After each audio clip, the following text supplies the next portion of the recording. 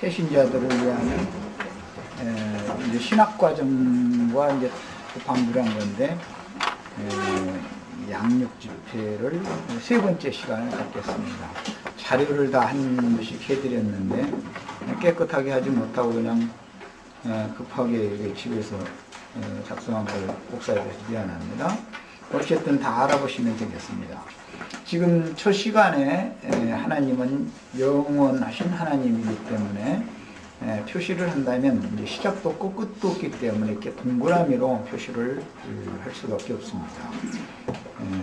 선이라고 하는 것은 1차원 세계를 말하는 것이기 때문에 이제 육신의 눈으로 보이는 것은 어떤 이제 이 하나님의 세계에 관한 것을 선으로 이렇게 설명을 한다는 건 어렵습니다. 어떤 부분에서 어떤 부분까지 잘라서 말할 때는 1차원 세계적인 것을 말해야 되니까 선으로 그려서 이제 설명을 할 수밖에 없는데 그것보다는 영원하신 하나님에 대한 인식을 새롭게 해드리기 위해서 이렇게 동그라미를 그려서 이 도표를 만든 거예요. 지난 시간에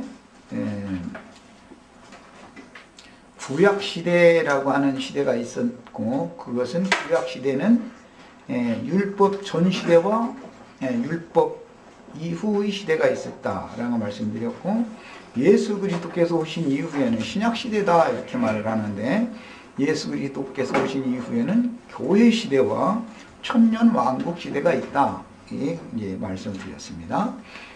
자, 각자 드린 그 도표에서 왼편 쪽으로 이렇게 이제 동그라미 시작해서 이렇게 갔을 때 첫 아담 세계의 시작이 있는데 거기에서 침례자 요한의 때까지 즉 예수 그리스도까지 이제 저 극북에서 극남까지를 이제 이렇게 반으로 잘랐을 때 그 왼쪽에 있는 그 반원 부분은 구약시대다. 성경에서 이제 흔히 이렇게 표현을 하고, 그다음 예수 그리스도 이후에 다시 영세로 이어지는 완결 지점까지의 오른편 쪽에 있는 반원 그 부분은 신약시대다 이렇게 표현을 한다 이렇게 이해를 하시면 되겠습니다. 자, 각자 가지고 있는 이제 도표를 다 보시고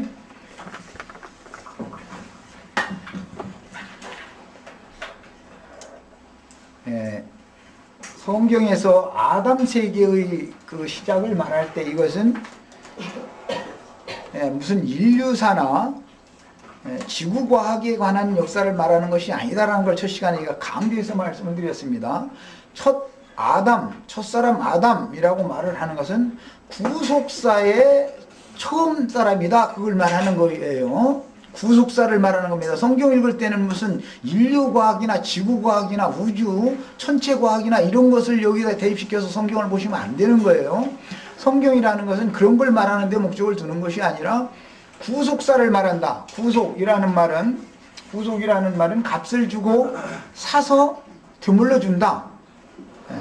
그런 뜻이에요. 그러니까 사람들을 하나님의 형상과 모양으로 만들어서 하나님의 형상과 모양이신 예수님의 형상과 모양으로 만들어진 사람들에게 하나님의 영원 세계를 상속해 주고자 하는 것이 하나님의 영원전의 그 선하시고 기쁘신 뜻이라 이제 그러기 때문에 그 일을 위하여 아담이라고 하는 첫사람, 이 아담이라는 원래 이제 이 땅, 흙이라는 뜻이에요. 이제 그 의미는 붓다는 뜻입니다. 그래서 내가 일부러 이제 붉은색으로 이렇게 쓰는 거예요, 아담. 그건 이제 죄성, 아래에서 난 사람, 흙에서 취함을 입은 사람이다, 이 말이에요. 이 사람이 아담 세계가 시작이 되어져 가지고 예수 그리스도께까지 오면 아담 세계는 끝난다, 이 말이에요. 아담 세계가 끝나는 거예요. 예수 그리스도로 말미암아 새 세계가 시작이 되어져서 다시 영원으로 연결이 되면 하나님의 영원 전에 마음에 품고 계셨던 하나님의 형상과 모양이신 예수 그리스도의 형상과 모양으로 만들어진 충만한 수가 채워지는 것이 완성이 되기 때문에 그들에게 영원한 하나님의 나라를 왕국을 상속해 준다 그 말이에요. 그러니까 이제 이 동그라미라고 하는 것을 이제 마음에 담아두고 중간중간을 지금 이제 살펴나가는 겁니다.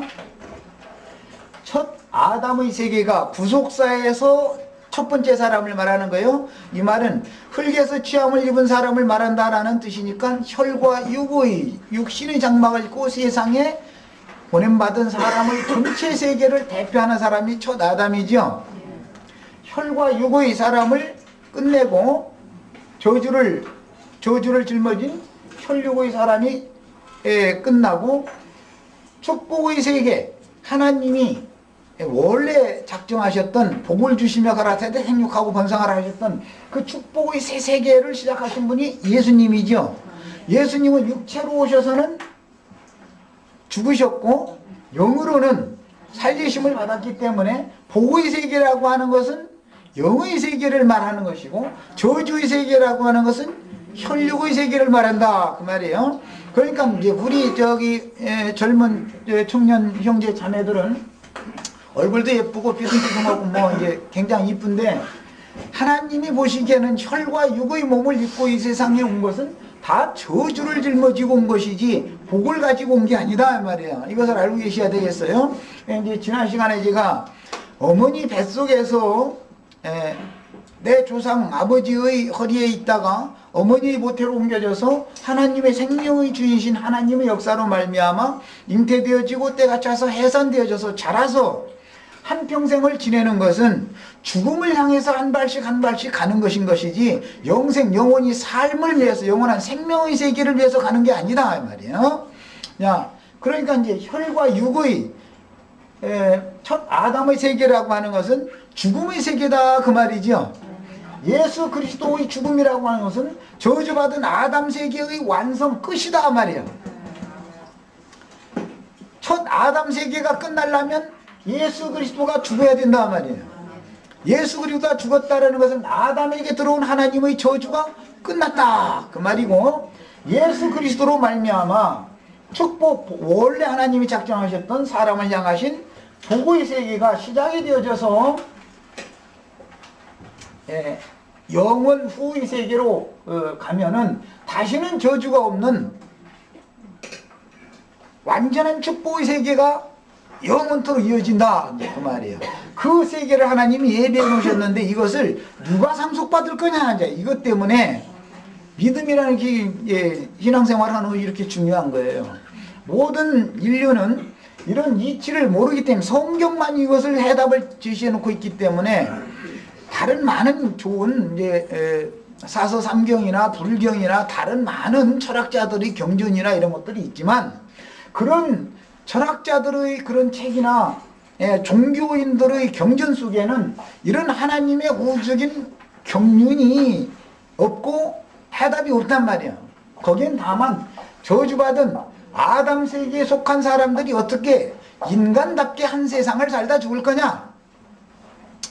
인간다운 인간으로 이미 저주를 받은 사람인데 그 사람이 아주 온유하고 겸손하고 그냥 누구에게도 흠잡힐 것이나 책망받을 일이 없는 아주 훌륭한 인품을 갖춘 인간다운 인간을 추구를 하다가 그 다음에 죽으면 그가 이룬 공력을 따라서 후세대에 가서는 좋은 극락의 세계로 간다 이렇게 가르치는 것이 다른 타 종교의 가르침이다 이 말이에요.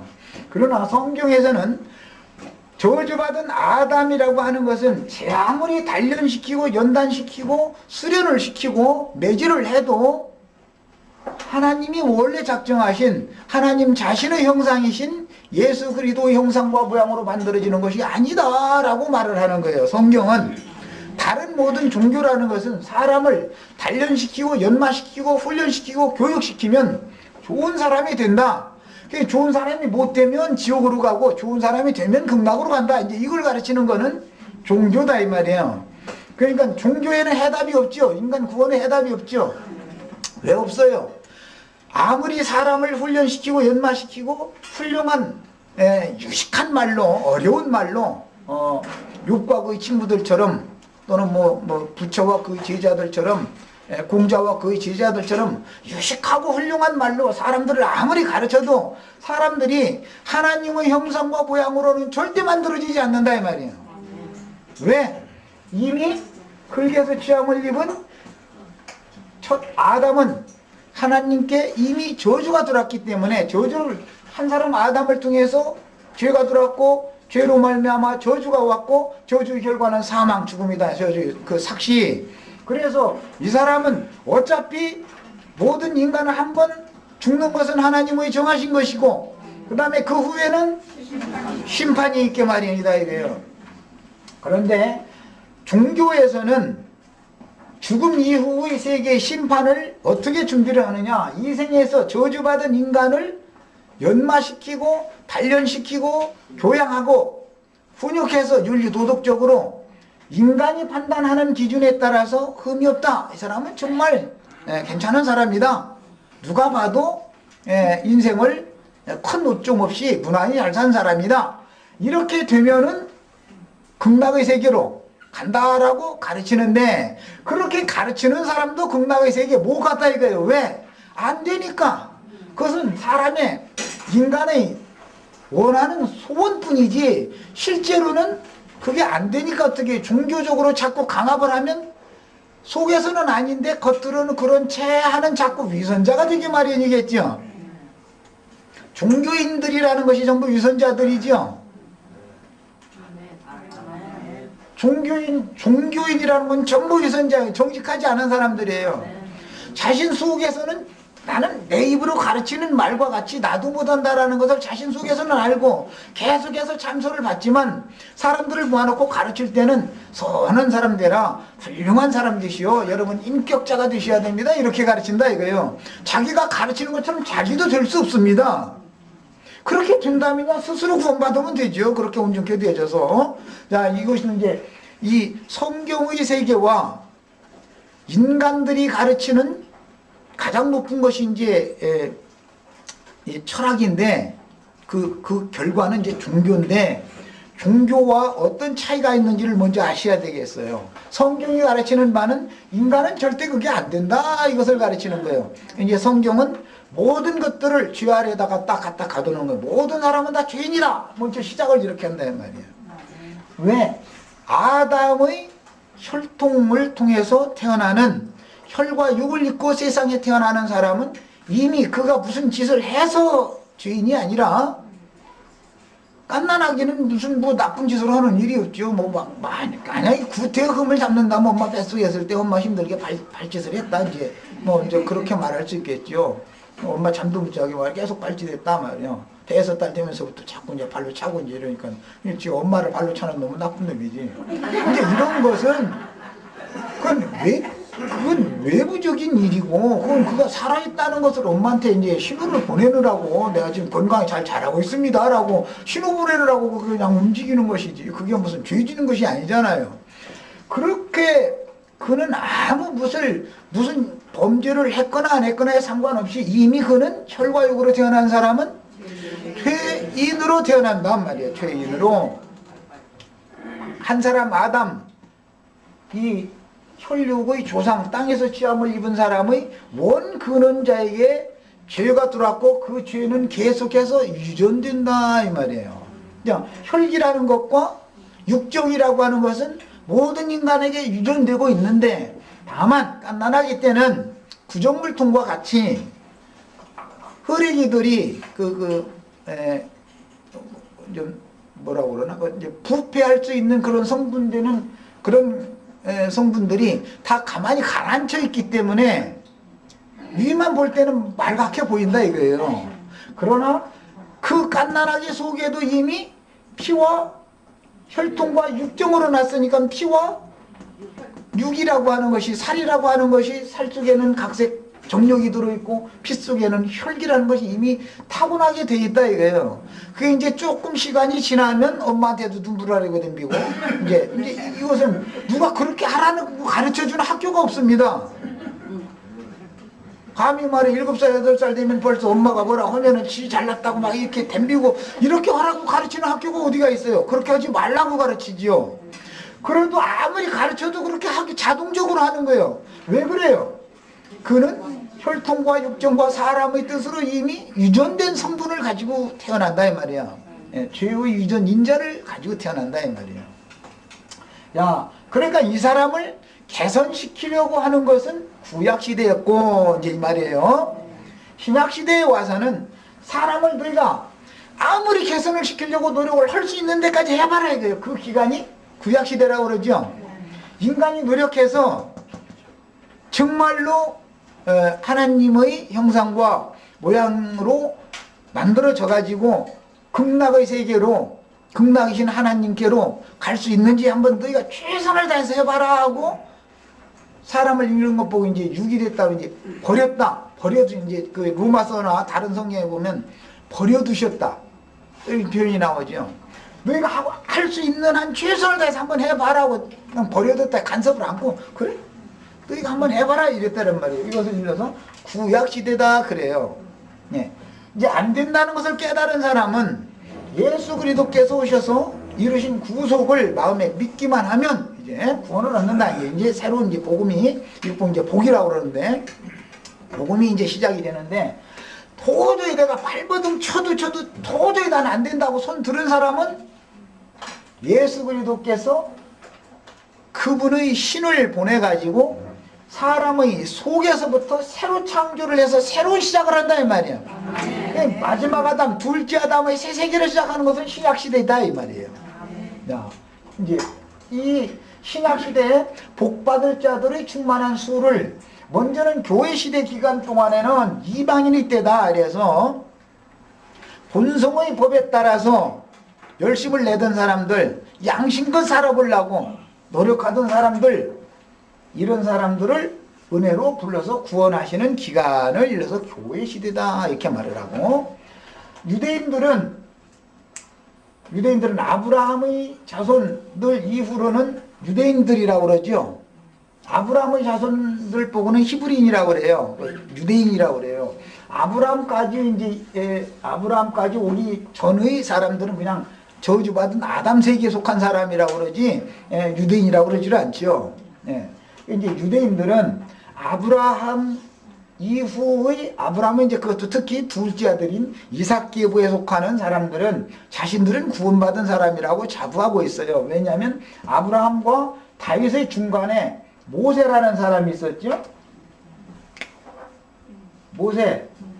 이 모세가 율법을 시내산에서 받아가지고 그 백성들에게 반포해 준 사람이죠. 야, 이때까지는 인간이 스스로 노력을 했는데, 인간이 스스로 노력을 해도 즉 본성시대에 양심을 따라서 내가 이러면 안 되는데 이거는 아니야 하는 그런 하나님의 일반적인 은총이에요. 그런 양심을 따라서 자신의 허물과 죄악됨을 자꾸 발견하게 하고 개선시키려고 노력하도록 버려둔 상태, 유기된 상태는 모세의 때까지였다 이 말이에요. 모세의 때까지는 유기된 상태로 버림받은 하나님이 간섭을 하지 않고 버려두면은 사람들이 점점 아무리 노력을 해도 개선되고 좋아지는 것이 아니라 점점 더 나빠지죠. 집에서 이제 자녀를 기르시면 이제 그거 다 아실 거예요. 부모가 그래도 간섭을 자꾸 하면은 아주 심하게 나빠지지는 않아요. 그러나 여전히 나쁘긴 나빠요. 기회가 안 와서 이제 나가서 뭐 이제 나쁜 짓을 못했을 뿐이지. 그러나 그냥 버려놔도 버려. 말 안 듣는다 해가지고 너하고 나하고 이제 부모 자식의 관계를 끊어버리자. 그러고 너 하고픈 대로 가서 해라 하고 이게 버려두면은 그 저기 누가복음에 나오는 둘째 아들처럼 먼 나라로 가서 허랑방탕해서 창기와 함께 다 먹어버리고 나중에 알그지대가 눈물을 감서 돌아오는 날이 온다 이 말이에요. 이 날이 온다는 거예요. 그러면 이제 버림을 받은 사람은, 하나님께서 간섭을 하지 않는 사람은 성경에서는 양심의 화인을 맞은 사람이다 이렇게 말해서 양심이 마비된 상태가 되기 때문에 이 말은 하나님이 뭔가 자꾸 브레이크를 걸지 않는다 이 말이에요. 뭘 아무 걸 해도 태클 거는 일이 없어. 그냥 놔둬버려. 이런 거 보고 무감각한 자가 되었다 이렇게 성경에서 표현합니다. 무감각하게 됐다. 자, 그것은 하나님이 인간을 버려둔 상태다. 이것은 완전히 죽은 상태다. 이거 가망이 절대 없는 사람이에요. 이 사람은. 이제 결국은 이런 사람은 갈 때까지 가는 것이죠.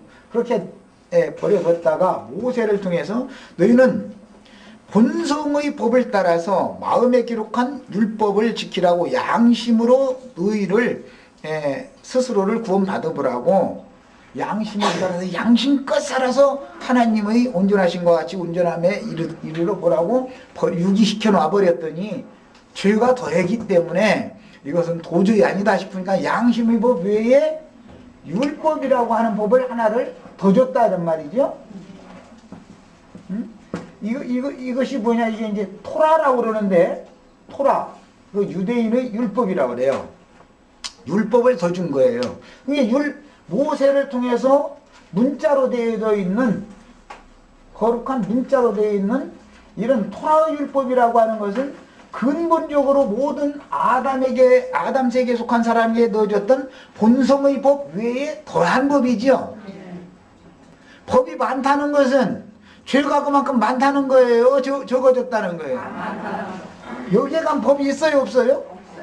예. 법이 없어지는 것이, 법이 없어도 산다. 그럼 도둑놈이 없는 마을에는 다 울타리가 없어도 살죠. 근데 도둑놈이 생기면 한 집 두 집 울타리를 하겠죠. 이런 것처럼 법이 자꾸 많아진다라는 것은 사람의 죄가 그만큼 더 많아졌다라는 뜻이고, 하나님이 보시기에 인생이 너무 불쌍하니까 이건 도저히 이거는 아니다 이거예요. 여기까지 유기시킨 태로 버려놔뒀더니 점점 나 자신들이 스스로 연마하고 단련하고 수련하고 수양하고 해가지고 하나님의 목적에 이르겠다고 우리들이 스스로 하겠다 그러니까 그래? 한번 잘해봐 하고 유기시켜 놔뒀더니 죄가 자꾸 더하더라는 거예요. 그러니까 하나님 보시기에는 이거는 도저히 아닌 거예요. 그러니까 모세를 통해서 율법을 주셨어요. 그래서 이 율법은 이방인들은 율법을 받은 적이 없죠. 이방인들은 무슨 법만 가지고 있어요? 원래 여기에서 주셨던 본성의 법, 양심의 판단에 따라서 마음에 새긴 율법을, 선악을 알게 하는 나무실과를 먹었다 이 말이에요. 그 율법만 가지고 있는 사람들이 이방인들이고, 히브리인들은 택한 백성이다 이제 이 말은. 전부 다 죄가 더하니까 이방인들도 죄가 더해졌겠죠. 그렇지만 이방인들은 관심을 두질 않고 아브라함의 자손을 택해가지고 관심을 두신 거예요. 그게 택한 백성이다 그래요. 이 사람들에게 관심을 주셨다는 건 간섭을 시작하셨다라는 뜻이고, 모세를 보내서 율법을 주셨다 그 말이에요. 간섭을 이제 시작하신 거, 하나님이 죄인들에게 개입하셨다. 너 힘으로 도저히 안 되지. 이제 이걸 물어보는 거예요. 율법이라는 것은 너 힘으로 도저히 안 되지 이걸 물어보는 법이지, 율법을 주고 나서 너희가 이것을 지켜가지고 다 행해서 구원받으라 그런 뜻이 아니죠. 인간으로서는 도저히 스스로는 구원받을 수 없다라는 것을 깨닫고 항복하라라는 뜻으로 준 것이 율법이죠. 네, 그렇습니다. 자, 이제 모세 이후로부터 예수 그리스도 때까지는 율법 이후의 기간이라고 그러고, 모세 이전에는 율법 전시대다 이렇게 말한단 말이에요. 구약 시대를 나눌 때 그렇게 합니다. 자, 아담 세계가 이처럼 시작이 되어져 가지고 첫 번째 노아라고 하는 한 획을 긋는 사람이 나옵니다. 아브라함과 아담과의 중간에 이제 2000년의 시간인데, 1000년 동안을 이렇게 딱 잘라서 아담과 노아의 사이에 1000년, 노아와 아브라함 사이에 1000년이 지나가는데, 이때는 사람이 아담에서 노아 때까지는 1000살씩 살 수 있는 때죠. 다 930세, 960세 뭐 이렇게 살던 때예요. 그러니까 이제 한 세대가 여기까지 온 거예요, 노아까지. 예. 그럼 이제 다음 세대로부터는 노아 이후의 세대로 가겠죠. 자, 이렇게 됐는데, 노아의 때 1차적으로 경고로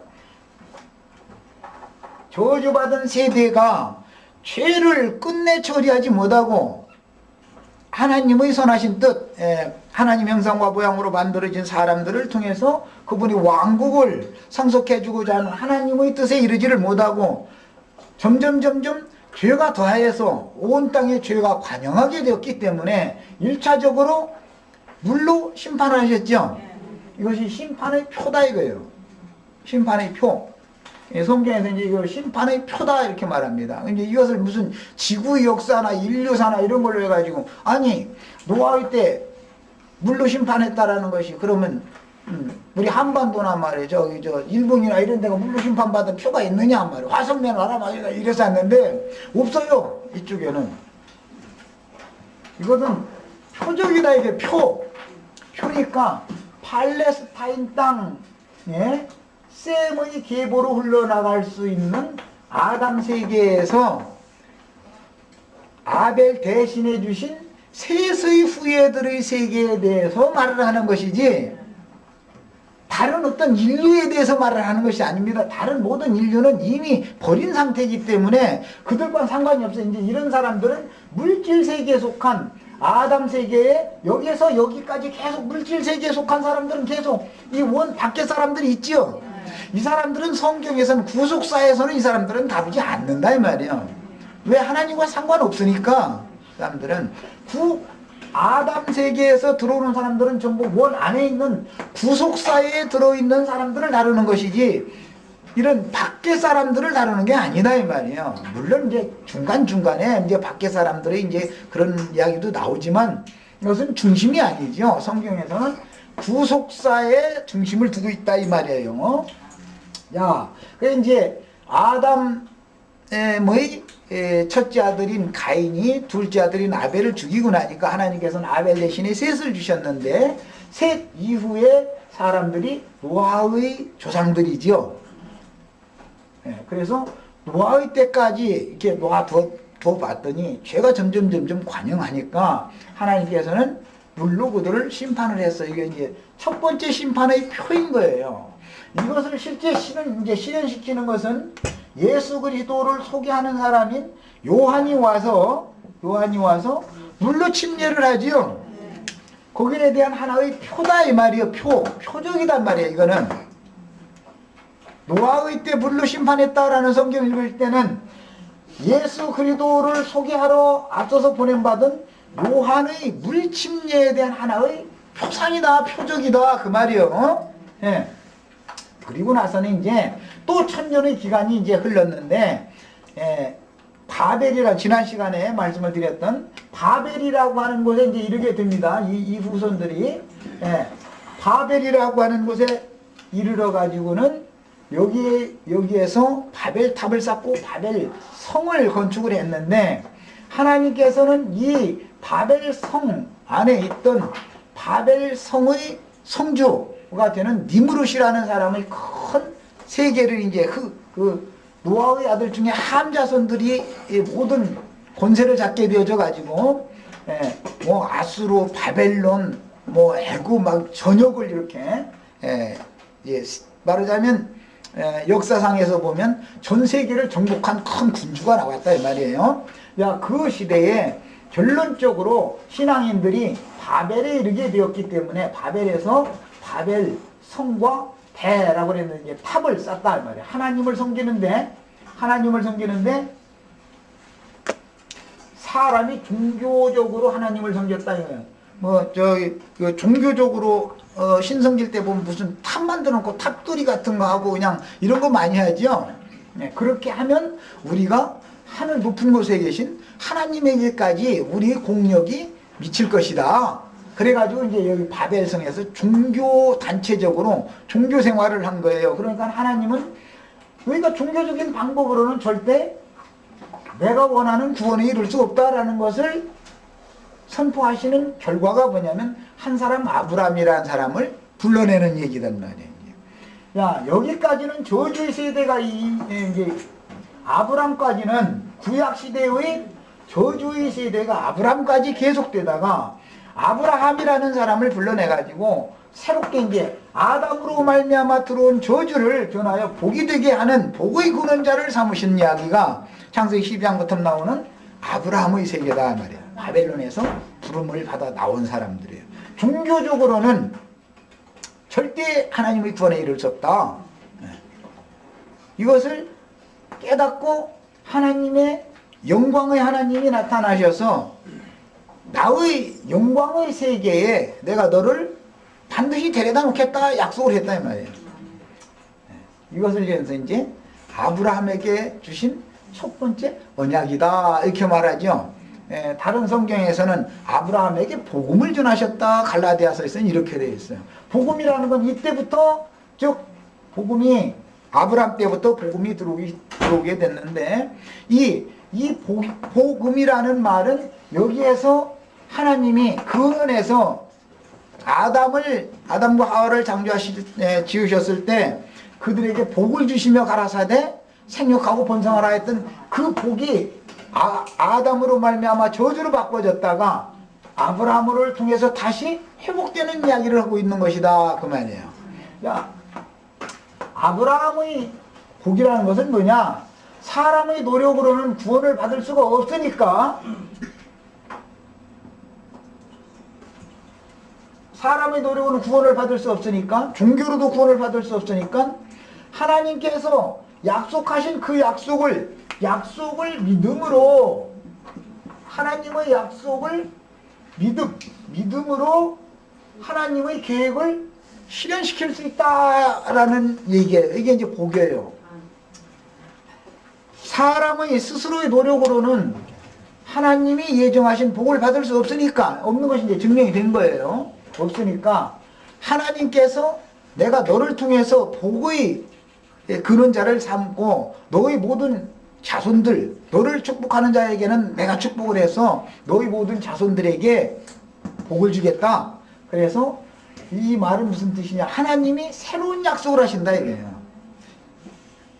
새로운 약속을 아브라함에게 주셔서 그 새로운 약속을 아멘 하고 받아들이는 사람은 이제 믿는다 그러죠. 그 아브라함은 이제, 아담은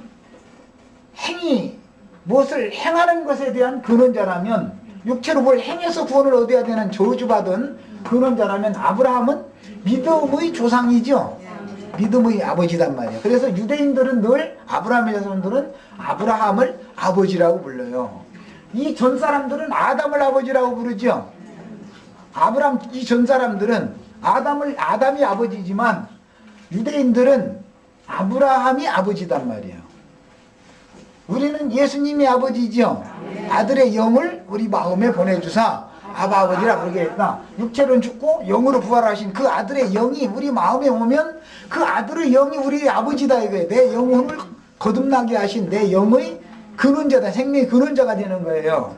그러니까 이제 아버지가 누구냐에 따라서 그 아버지가 받은 저주는 계속 대를 잇게 마련이다 이 말이에요.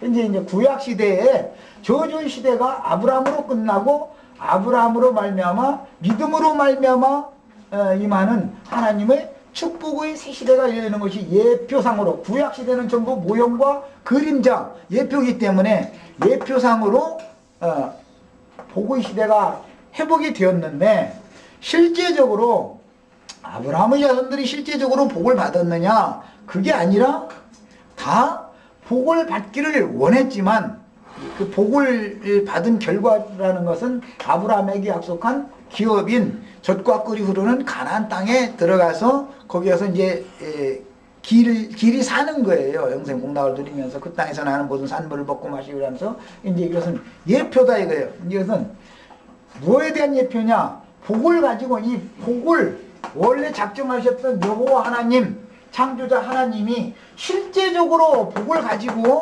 오신 분이 누구냐? 예수다 이거예요. 아브라함에게는 약속만 하신 것이고, 예수를 통해서는 실제로 이분의 그 마음에 품었던 복을 예수 그리스도를 통해서 세상에 가지고 오셨다 이거예요. 그러니까 이제 그분이 모든 복을 줄 때 그러면 어떻게 하느냐? 하나님 나라의 복음, 천국 복음을 전하시는데 그 복음이라는 것이, 유한겔리조라는 이 복음이라는 것이 복된 말씀이다 이거예요. 복된 소식.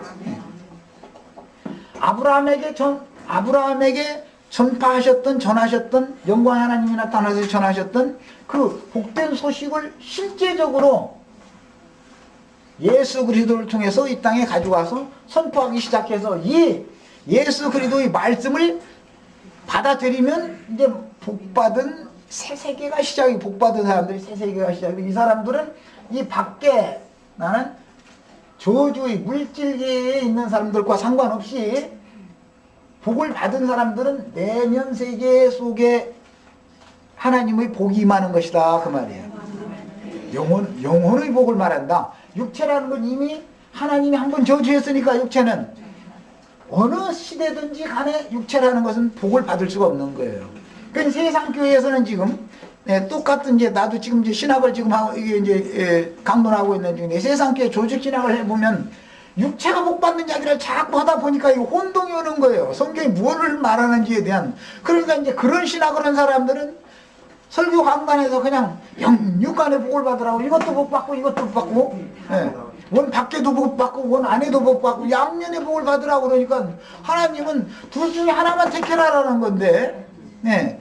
두 복을 다 받으려고 그러니까 이 복도 못 받고 이 복도 못 받아 이제 이것이 이렇게 된단 말이에요.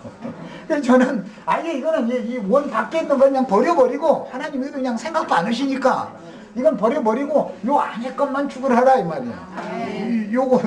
요것이 이제 그런 면에서 지금 우리가 추구하고 우리가 나누는 말씀의 그건 여기서 다른 거예요. 밖에 것은 원 밖에 것은 관심 밖에다. 이건 물질계에 속한 것은 물질적인 복을 받아도 뭐 햇빛을 오래 쏘인다 해가지고서 그게 뭐 햇빛은 복된 건 복된 것이지요. 그런다 해가지고 그러면 아프리카에 저기 그냥 사시사철 해만 뜨는 거기다 데려다 놓으면 그게 복된 것 같아요?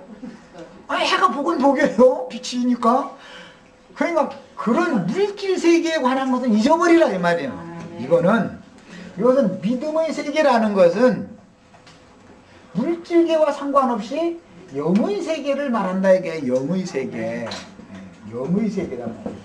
이것은 이제 심령이다 그러는데 사람의 마음과 그 마음의 중심 속에는 영이 있다. 그래서 마음과 양심이 복을 받아야 사람의 마음과 사람의 양심이 복을 받아야 참다운 하나님이 주시고자 하는 복을 받은 사람인 것이지, 마음은 부패하고 양심은 죽어가지고 썩어 문드러진 인간이 이 외면 세계에 있는 복을 백날 줘도 복을 많이 주면 이것이 저주가 돼버려. 예.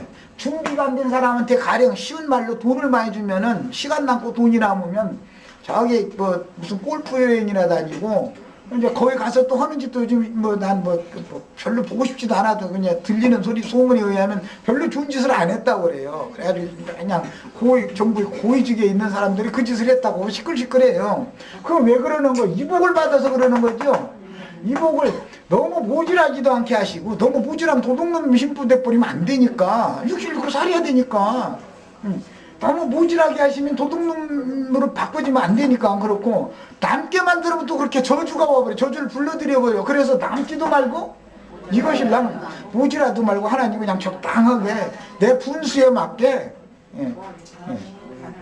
이렇게 주시고, 나는 요것을 받기를 원합니다. 이것을 명확하게 해야 된단 말이에요. 세 번째 시간 중심 주제는 이거예요 사실은.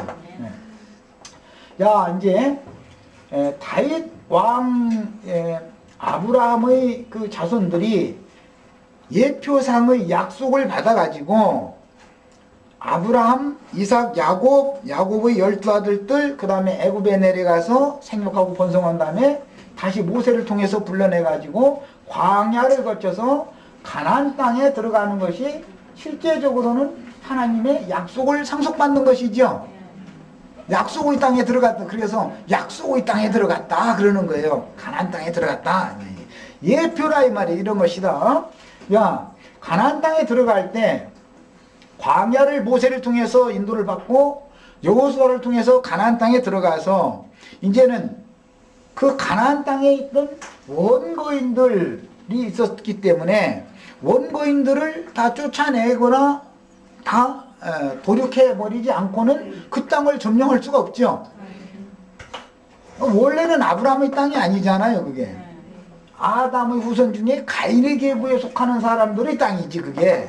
그러니까 가인의 계보에 속하는 사람들을 다 떼쫓거나 죽여버리고 나서 아벨 대신해 주신 셋의 후계에 속하는 사람들이 이걸 차지해라는 것이 이제 복을 받는다라는 것인데, 복 받을 준비가 안 돼 있는 사람들이 이렇게 복을 받다 보니까 아까 제가 소개해드린 그런 짓을 한다 이거예요. 복을 받으면 안 되는 사람들이, 이 원 밖에 있는 사람들이 복을 받으니까 가나안 땅이 그 축복의 땅이잖아요. 그 복을 받으니까 하나님 보기에 하지 말라는 짓만 골라서 오고 하라는 짓은 영 안 넣은 거예요. 그러니까 이제 아브라함의 자손 중에 복을 주기로 작정된 사람들 보고 너희가 들어가서 그놈들 싹 멸해버리고 너희가 이 땅 차지해라. 이게 약속이다 이 말이에요. 아브라함에게 주신 약속이라는 게 그겁니다. 그런데 가나안 땅에 들어갔을 때 여호수아가 죽고 난 다음에는 사사시대가 이어지죠. 사사시대가 끝나면 왕정시대가 옵니다. 왕정시대가 오는데 사사시대 전기간 동안은 그때 이스라엘에 왕이 없으므로 다 자기 소견에 오른 대로 하나님을 섬기는 시대가 사사시대죠. 여기까지. 그러다가 이제 사울이라는 사람이 왕이 되었는데 사울의 왕권과 다윗의 왕권을 성경에서는 왕국을 이제 계시할 때 아주 굉장히 중요하게 이제 보여줍니다. 이건 뭐냐? 복받은 사람에게는 정복하고 다스리라 그랬으니까 다스리는 왕의 위임을 받은 건데 복받은 사람이 왕 노릇을 해야 되는데 사울이 왕 노릇을 하니까 복을 갖다 이스라엘에게 주는 게 아니라 이스라엘을 학대하고 억압하고 누르는 왕 노릇을 하더라는 거예요. 사울이 왕 노릇을 하니까 하나님께서는 사울은 하나님의 마음에 합한 왕이 아니었죠. 그러니까 너는 아니야 하고 X표 딱 찍고 다윗을 불러서 하나님의 마음에 합한 사람이다 이 말이에요. 이 사람은 하나님이 이 백성들에게 뭘 주기를 원하시는지를 아는 사람이다 이거예요. 다윗은. 사울은 자기가 하나님이 주신 복을 육적으로 이렇게 자기가 혼자 막 누리는 것을 추구하는 사람이고 자기와 자기 가문이. 다윗은 하나님께서 당신의 양무리들에게 복을 여기서부터 예비한 이 복을 주시기 위하여 예비하신 그 복을 주는 통로로 나를 하나님이 쓰시려고 나를 이렇게 많은 연단과 시험 과정을 거쳐서 나를 양무리들 위에 목자로 세웠다라는 걸 아는 사람이다 이 말이야. 그러면 다윗을 통해서는 이스라엘 백성들에게 복이 오지만 그런 이치를 모르는 사울을 통해서는 이스라엘 백성들에게 자꾸 저주가 올 수밖에 없죠. 억압을 자꾸 하는 사람은 사울이니까. 그래서 사울은 패하고 다윗을 왕으로 세워서 다윗 왕국이 세워지는데 이것이 예수 그리스도의 왕국에 대한 예표다 그 말이에요. 다윗의 자손 예수가 오셔서 그분의 왕국을 세우는 거예요. 자, 이 말은 예수 그리스도께서 오셔서 그분이 왕국을 세운다 그 말은 예수 그리스도께서 오시기 전에 여기 이 요한의 때까지는 율법과 선지자의 때지요. 율법과 선지자의 때는 요한의 때로서 끝나고 그 후로부터는 하나님 나라의 무엇가 전파돼요? 복음이 전파됩니다. 그로부터는 그러니까 요한이 죽어야만 복음이 실현 전파되어져서 모든 사람에게 복이 오겠지 이제. 야, 그러니까 다윗은 자기 백성들을 어떻게 다스리라고요? 복음을 전파하는 사람의 근원자에 대한 하나의 상징이다 이 말이야. 이스라엘 양무리들을 다윗에게 맡겼다라는 것은 목자다 말이야. 목자. 이스라엘의 목자장으로 온 사람이 이 목자로 온 사람이 다윗이지요. 목자라는 것은 뭐냐? 양무리들에게 먹을 것을 마실 것을 풍요롭게 공급해주고 하나님이 주신 곳으로 인도를 해주는 거예요. 인도자예요. 이제 목자라는 건 자기가 주는 게 아니라 인도를 해주고 악한 일이나 들깨 종류들이 양무리를 채가려면 그걸 지키고 이렇게 하는 일을 하는 사람이 다윗이다 이거예요. 야, 이 다윗을 통해서는 이 사람은 복의 통로가 되는 거예요. 이것은 하나의 예표이고 그렇다고 해서 다윗 왕국이 영원토록 가는 게 아니라 북왕국은 아시리아에 남왕국은 바벨론에 다시 다 멸망당하게 되고 그 후로 400년이라고 하는 암흑기가 지난 다음에 요한이라는 사람이 왔다 이거예요. 야, 그러면 요한이라는 사람을 통해서 예수 그리스도가 소개되기 전까지는 저주가 계속 오고 있다 이 말이죠. 그러나 이제 예수 그리스도로 말미암아 아브라함에게 약속하신 저주가 변하여 복이 오는 새 시대가 계시된다. 이게 이제 이 시대 이후로는 신약 시대다 이렇게 말을 합니다.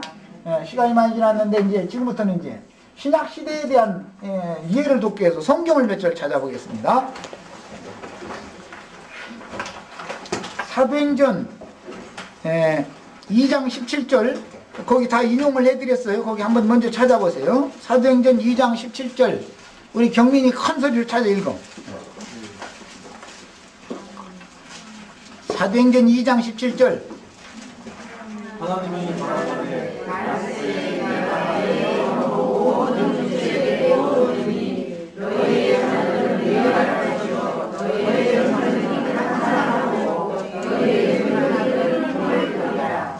자, 하나님이 여기에서 계획하셨던 그 하나님이 말세가 되면 모든 육체들에게 나의 씨를 부어주겠다라고 하는 것이 약속이 됐는데, 그 약속을 실현한 것이 예수 그리스도께서 육신으로 오셔서는 죽고 살려주는 영으로 오셔가지고 누구든지 저를 믿는 사람들의 심령이 거듭나게 만들어주는 것이 하나님의 신이 모든 육체들에게 부어지는 것이죠. 약속이다 이게. 그러니까 예수 그리스도께서 죽고 예수 그리스도의 영을 부음받는 오순절 이후로는 그게 말세가 새로운 말세가 되어진 때고 새 세계가 새로 창조되는 시작의 때다 그 말이에요. 저주가 끝나고 복이 오는 새로운 시작의 때가 온 거예요. 자, 이번에는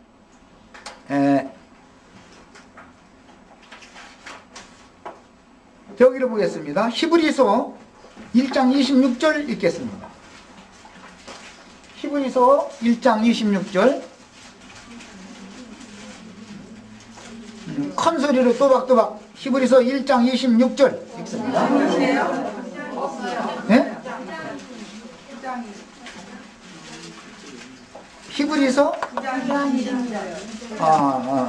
내가 지금 히브리서 1장을 절을 내가 지금 잘못 해놨네. 거기 내가 찾아서 해야 되겠다. 거기 작성해야 됩니다. 자, 히브리서 1장 2절 읽겠습니다. 이 모든 날 마지막에 아들로 우리에게 말씀하셨으니. 자, 조상들로 선지자들을 보내서 말씀하시던 구약시대의 모든 날의 마지막에는 누구로 말씀하셨다고요? 아들을 통해서 말씀하셨어요. 야, 이제 26절이라고 그 써놓은 그거를 2절로 바꾸시면 되겠어요? 극복해서 하다 보니까 이랬네. 자, 그리고 이제 히브리서 9장 26절 읽겠습니다. 그러니까 예수 그리스도께서 오셨을 때는 이 모든 날의 말세이며 모든 날의 마지막 때지요. 예수님이 세상에 오시면 말세가 온 거고 마지막 때가 시작이 된 거예요. 마지막 때가 온 거예요. 시작이 된 게 아니라. 네? 이거 조금 더 해야 되겠는데.